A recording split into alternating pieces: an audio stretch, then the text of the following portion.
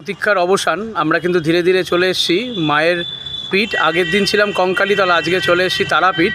এবং তারাপীঠের এই হোটেল আগামী দিন হোটেল তারাপীঠ লজ নামে খ্যাতনামা হবে এই গোটা বীরভূমের বুকে। এবং এর যে এলিমিনেশন দেখছেন, এর ডিজাইন থেকে শুরু করে আভ্যন্তরীণ সজ্জার প্রত্যেকটি কাজ আমরা করছি। এবং আমি পরিচয় করিয়ে দেবো আমার সেই দাদা, যার সঙ্গে আমার দীর্ঘ বহু বছর ধরে আলাপ। এবং এই কার্পেন্টারি ওয়ার্ক আমাদের 6 মাসের মধ্যে কমপ্লিট করবো। শুধু কার্পেন্টারি ওয়ার্ক নয়, বাইরে থেকে ভিতর সব কাজটাই। এটি একটি হোটেল তৈরি হচ্ছে এবং ডিলাক্স প্রিমিয়াম লুকসের সেই ঘরগুলি হবে। এবং এস রয়দা আছেন, ইনি কিন্তু আরামবাগের বাসিন্দা।